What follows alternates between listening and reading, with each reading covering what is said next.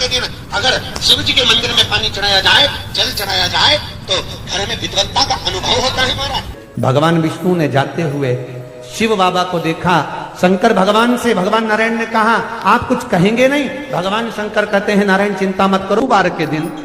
अगर दाल चढ़ा कर जाएगा, चने की दाल को मंदिर के पीछे बैठकर ओम नमः शिवाय बोलकर जो नारायण को समर्पित करेगा, उसके मनवांछित फल को मैं 3 महीने में पूरा कर दूंगा, उसके मन की कामना को मैं 3 माह में पूर्ण कर दूंगा। आज भी नियम है, चने की दाल को लेकर जाते मंदिर के पीछे बैठकर चने की दाल को लेकर ओम नमः शिवाय का जाप करते हैं। 7 बार ओम नमः शिवाय बोलकर चने की दाल वापस घूमकर भगवान विष्णु को समर्पित करी जाती है, तो 3 महीने में मनोकामना पूरी हो जाती है। उस चने की दाल का इतना प्रमाण है,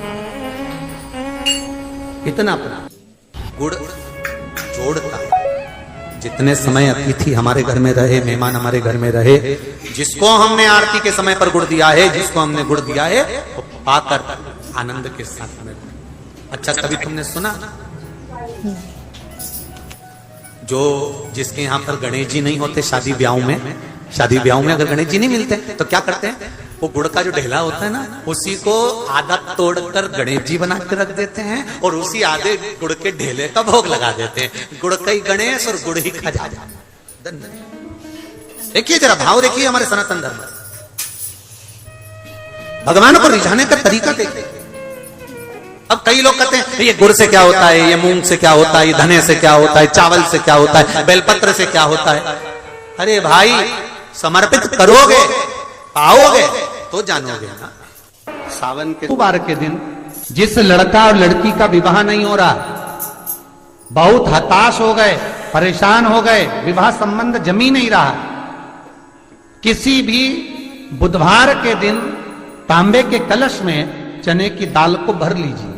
किसी भी बुधवार, और तांबे के कलश में चने की दाल को भर लो, उसमें 2 गोल सुपारी रख लो, पूजन वाली सुपारी रखकर 2 सिक्के उसमें रख लो, पीले कपड़े से मुख बांध दो, उसका पूजन करो बुधवार के दिन भी, और गुरुवार के दिन उसका पूजन स्नान करने के बाद करना। पर घर में किसी से बात मत करना, मुख से शब्द मत बोलो, मुख झूठा मत करना। पूजन करने के बाद उल्टे हाथ पर कलश को रखकर सीधे हाथ से ढककर कोई ब्राह्मण के घर में जाकर साथ में किसी को ले जाओ, बिना बोले, बिना बात करे, बिना कहे, साथ जाकर ब्राह्मण का दरवाजा बजा दे, बात कर ले और में गया वो, पर तुम्हें नहीं बोलना है। और वो कलश ब्राह्मण के अपनी कामना कर कर वो कलश का दान दे दिया जाए। महाराज, ज्यादा से ज्यादा 4 महीना 3 महीने के अंदर विवाह संबंध पक्का हो जाता है। विवाह संबंध, चने की दाल का दान कुछ सहज नहीं है। लग रहा है कि मैं दुखों से पीछा छूट ही नहीं रहा, तब उस जगह पर बेलपत्री के मध्य भाग में पीला चंदन, ये जो पत्ती है और ये 2 पत्ती हैं, ये बड़ी पत्ती और ये बीच की जो 2 पत्ती हैं, इसके बीच में जो डंडी का भाग रहता है, जो बीच में डंडी का जो भाग है, बड़ी पत्ती और ये 2 छोटी पत्ती के मध्य में जो डंडी का भाग है, उस डंडी के भाग में पीला चंदन और एक अक्षत पीला। शंकर भगवान को प्रदोष के दिन आप अगर प्रदोष काल में समर्पित कर रहे हैं तो ये निश्चित है कि धीरे धीरे कर कर वो दुख समाप्त होगा, वो दुख हटेगा ही। विश्वनाथ को कुछ नहीं चाहिए, मेरे शंकर को चाहिए क्या? अगर आपके जीवन में ऐसा लगे कि बहुत बड़ी बीमारी आ गई और आपके घर का व्यक्ति वेंटिलेटर पर पड़ा हुआ है, तो शमी के वृक्ष के फूल ले आओ 7, और शमी के वृक्ष के 7 फूल लाकर एक एक फूल शंकर भगवान को श्री शिवाय नमस्तुभ्यम कहकर उस व्यक्ति के लिए जो पड़ा हुआ है, अंतिम सांसें गिन रहा है, जिसको अटैक आ गया, अंतिम सांसों में जो गिन रहा है, उसके नाम से भगवान शंकर पर चढ़ाना प्रारंभ कर दो। मात्र 7 पुष्प, उस शमी के वृक्ष के 7 पुष्प आप शिव को समर्पित करिए, उसका नाम और गोत्र बोलकर, और भगवान शंकर का मूल मंत्र श्री शिवाय, जम के बोलिए श्री शिवाय नमस्तुभ्यम बोलकर एक एक शमी का फूल शंकर पर चढ़ाना प्रारंभ कर दो। फिर आगे वो विश्वनाथ की मर्जी है, वो प्राण कैसे लेकर वापस आता है, उस काल से छुड़ाकर महाकाल कैसे लाता है, ये वो जाने। आपका फर्ज केवल आप अदा करिए। ये 3 समय एक ऐसा समय है, मान लो सुबह यदि आपको समय ना मिले भगवान शंकर का गुणगान करने के लिए, मान लो दोपहर का समय ना मिले शंकर भगवान का गुणगान करने के लिए, तो शिव पुराण कहती है जब सूर्य डूब रहा हो, प्रदोष काल का जब समय हो,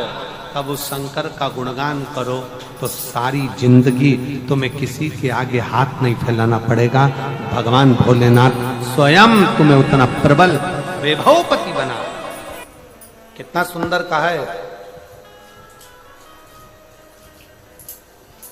जब जिंदगी बहुत संघर्ष में चल रही हो, बहुत दुख का जीवन चल रहा हो, बहुत कष्ट का जीवन चल रहा हो, बहुत कष्टमय जीवन चल रहा हो, तब शमी के 5 पत्ते, शमी के 5 पत्ते, एक दुर्वा के साथ एक अक्षत चावल का एक दाना, वो भी हल्दी में भिंगोया हुआ हो या केसर में भिंगोया हुआ हो, शमी पत्र 5, एक दुर्वा, एक चावल का दाना, जो दिल से हृदय से बेलपत्री के वृक्ष के नीचे पार्थिव लिंग का निर्माण कर कर मट्टी का शिवलिंग बनाकर प्रदोष काल में, मतलब शाम के समय पर शिवलिंग बनाकर उस पे जल चढ़ाकर, जो ये 5 शमी का पत्र, एक दुर्वा और एक चावल का दाना, अपनी कामना कर कर जो दुख चल रहा है बाबा से विनय कर कर एक एक पत्ता जब समर्पित कर दे, फिर एक दुर्वा समर्पित कर दे, फिर एक चावल का दाना समर्पित कर दे और बाबा का वहीं पर पुनः विसर्जन कर दे, 3 महीना तो जाने दो, 15 दिन के अंदर वो दुख कटता जरूर है। चाहे कोई भी दुख, किसी भी तरह का दुख क्यों, एक बेलपत्र के वृक्ष की परिक्रमा करने वाले को हजारों अश्वमेध यज्ञ का फल प्राप्त हो जाता है, हजारों अश्वमेध यज्ञ का फल प्राप्त हो जाता है। उसी तरह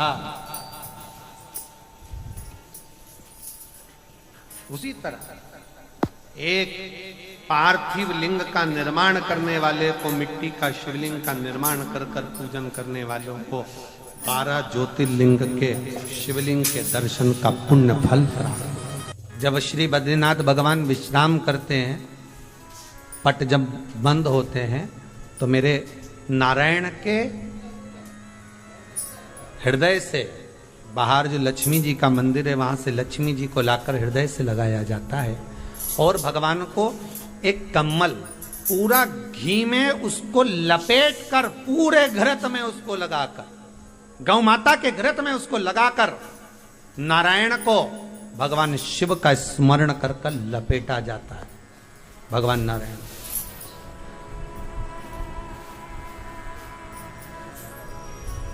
बद्रीनाथ बाबा के मंदिर में